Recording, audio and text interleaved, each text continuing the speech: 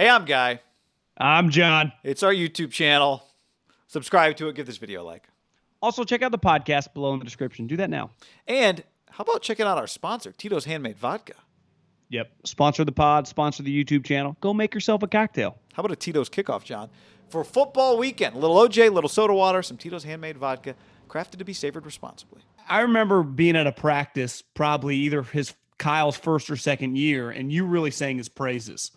And what's crazy is obviously the Harbaugh era. I mean, you've lived in this area long enough. That was a really big deal around here. It was badass. It had to be for you as a player, but for fans, it was sweet. I mean, you guys took the NFL by storm.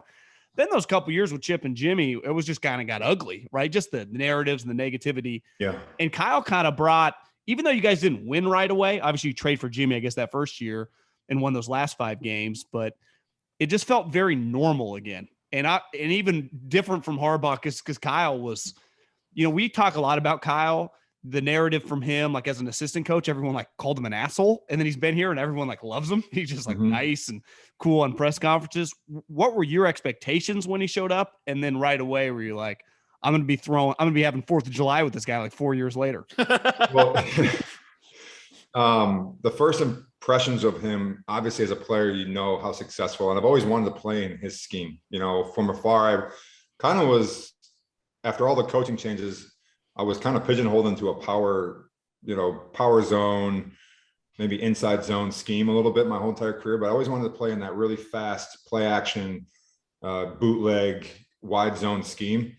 And I knew he was the best at it. And talking to a lot of players too, the way that he conducted meetings and the way that he shaped his offense and called plays, everybody said that there's no one better as far as X's and O's in the league. So immediately he had my respect level because of how well he was spoken in around the league. And then meeting him and, wondering how he's going to be as a head coach, like you said, from being a coordinator his whole time, the narrative wasn't that positive. I was interested to see how he was going to be with the team and handling all these different situations that came up. And he's been, from day one, he was unbelievable because of the way that he relates and he's open and honest in the communication. I think he doesn't have that system of me being like, I'm the head coach, you're the players, and I'm in a different category than you. It's more of, this is a family. We're all in this together. We're peers in this. I'm not better than you because I call the plays and I'm the head coach. And, you're not better than me because you're the starting quarterback, or it's everybody's even and equal. And guys really respond well to that. And then just the way that he keeps things in practice and day to day, it's focused on what we're doing. And he's just gradually built that up. And then I think, it's a long answer, but that coupled with John, just knowing who John was as a player and the type of attributes that he was going to look to bring into this culture, I think when you fit a guy like Kyle and the way that he sees the game, and then a guy like John, the way that he sees the game, understands that it's not just the talent that the person have, but also how do they fit into the culture. And in the hard times that we had, how are they going to respond? I mean, are they going to point fingers and create division, or are they going to work to get better? And I think you've seen that through the whole time that they've been here. So for everything Joe Staley's been through in his Niner career, he did get some stability at the end with Kyle Shanahan and John Lynch. And, I hadn't quite thought of it in these terms until he said that he thinks they're set up to handle, not failure, basically, when things aren't going well. And when you really think about it, Nolan, Singletary, Tom Sula, Chip, Harbaugh, there was failure. There was also, in the case of Harbaugh, handling success, right? Harbaugh won. That was one of the big stories, remember, before the Super Bowl. Like, Harbaugh wanted a huge extension. Yeah. Kyle has handled success and failure. Like, that's all part of the equation. The Niners did a very poor job as an organization through all of Joe's career of handling either failures or successes. They failed. It was an immediate change. It was like, this sucks. They had success under Harbaugh, and it fell apart because Harbaugh and Balky, Harbaugh and the organization, they just couldn't make it work. We have seen in a very small window in the Shanahan-Lynch era, high levels of success, low levels of failure, and there's been no crack in the armor, right? There's been no – I guess the only thing that's really happened is the medical staff, right? But it's been – in a short window, we've seen both ends of the spectrum. They've handled both of those things pretty well. When you look back at the Harbaugh era, his first 2 years, Second year he's in the Super Bowl. First year he's basically a fumbled ball away from going to back-to-back Super Bowls. You could argue like his extension kind of justified, right? Like that ask, and they didn't do it. And maybe it's because they knew it was probably pretty crazy internally. Year 3, these guys go to the Super Bowl. They extended both of them. Now, again, I do think these two guys on a daily basis are easier to deal with, friendlier to deal with, the whole thing. But could you say that they learned from their past? They didn't want to go through that again. Now, unlike Jim then the following year goes to the NFC Championship again.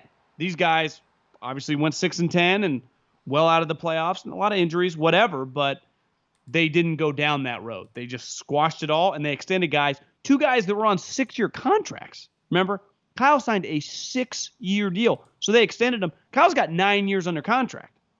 And we talk a lot about, John Gruden. Like now he had to earn that second 6-year bump to go on top of the 3, but it wasn't nothing. No. Right? No. And he still needs to have more success to earn it. And he'd only have the 1 year. The first 2 years, that was a big rebuilding process, but they drafted McGlinchey 9, and the second year, now Jimmy tore his ACL, but still, they drafted 2. I think, again, you mentioned it. You and I talked about it last week when I brought up a conversation with Max McCaffrey. We hear it from everybody in a million, someone who spent a year on the practice squad and some guy who was one of the greatest players in the history of the franchise, really, and one of the most significant players in the history of the franchise, Joe Staley. Consistently with Kyle, it's not just about the X and the O's. It's also about all this management stuff, which was the primary concern with him. It was not, can Kyle Shanahan run an offense? It was, is Kyle Shanahan too much of a jerk to be in charge of a football building? That was the question when he got the job. Sure. And I don't think when we see some of his personality, I get it because he doesn't suffer fools, but he handles everything that we see externally very well, right? All the media responsibilities. He gets what's supposed to happen, and he helps promote the organization, right? Not every coach does that. You could argue it is or it isn't your responsibility to do that, but he calls the fans the faithful. Certainly John Lynch does, right? But they participate in selling the organization.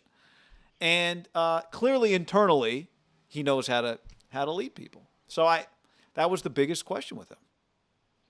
Yeah, I also think one thing you're leaving out a little bit, not that we knew right away, when you're a coordinator, because we've seen a ton of good schematic guys who then become the head coach, and it's just a lot going on. Like being the head coach and still being elite schematic guy was not too much for him. Right? I think we see offensive guys all the time. They're like, this guy's a good coordinator, not a good head coach. And they learn that immediately. That like, okay, he could handle it. Then it goes, well, can he win? And he proved he could win the 1 year.